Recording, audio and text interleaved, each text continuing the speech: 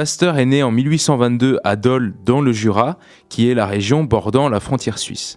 Il est issu d'une famille d'artisans, son père étant tanneur et avait servi dans l'armée de Napoléon.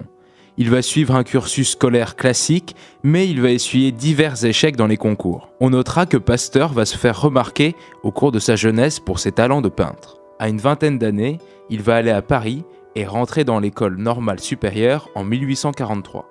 Il a donc 21 ans. C'est au cours de ses jeunes années d'adulte qu'il va rencontrer sa future femme, Marie, et qu'il va progressivement commencer ses recherches. À cette époque, la France vit de nombreux changements de régime.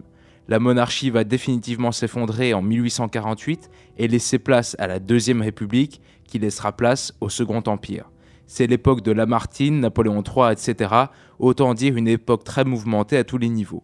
La montée en puissance de l'industrie française dans la seconde moitié du XIXe siècle va également influencer radicalement les recherches de Pasteur, comme vous allez le découvrir. Ses premières découvertes ont lieu dans le domaine de la microbiologie. Pasteur va découvrir ce qu'on appelle la dissymétrie moléculaire. Sa pensée est résumée dans cette phrase « Seuls les produits nés sous l'influence de la vie sont dissymétriques, cela parce qu'à leur élaboration président les forces cosmiques qui sont elles-mêmes dissymétriques. » En gros, il établit les premières distinctions entre monde minéral et monde organique. Quelques temps après, Pasteur va être nommé doyen de la faculté des sciences de Lille. Nous sommes en 1854, Louis Pasteur a donc 32 ans et va entamer un nouveau cycle de découvertes, influencé directement par son nouvel écosystème de travail. Le nord de la France est en plein boom économique et notamment sa production d'alcool.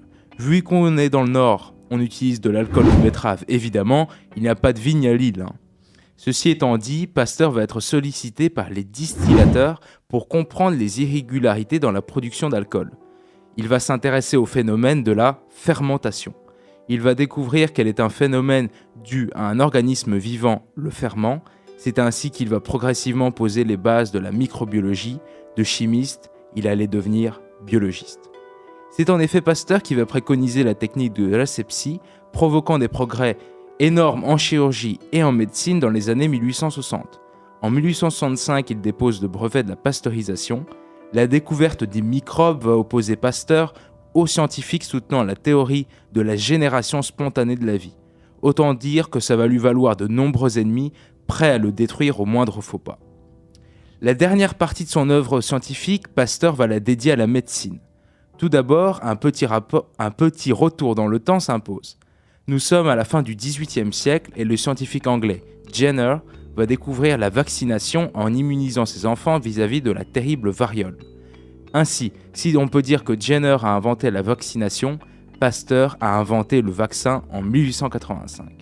En effet, en 1885, un petit garçon alsacien va être mordu par un chien atteint de la rage. L'affaire remonte à Pasteur qui va tenter le tout pour le sauver et prouver sa théorie. Il va inoculer de petites doses du virus de la rage au jeune garçon pour provoquer une réaction de son système immunitaire. Cela va marcher et le petit Meister ne va pas tomber malade. Pasteur a utilisé la mémoire immunitaire de l'organisme humain pour amplifier la réaction des lymphocytes contre le virus et empêcher qu'il ne se développe. En remportant ce combat, Pasteur fait taire beaucoup de ses détracteurs, prêts à le détruire sur la place publique. C'est cette victoire sur la rage qui va le faire entrer dans l'histoire. Louis Pasteur décéda 10 ans après, en 1895, à l'âge de 72 ans. Louis Pasteur était vraiment une personnalité peu commune. C'était un homme ambitieux, il désirait plus que tout avoir la Légion d'honneur et une personnalité très paternaliste, même avec ses étudiants. Il pensait que la science permettrait de dissiper toutes les brumes de son époque mouvementée. Si Pasteur ne fut pas un grand peintre, au moins fut-il un grand artiste de science.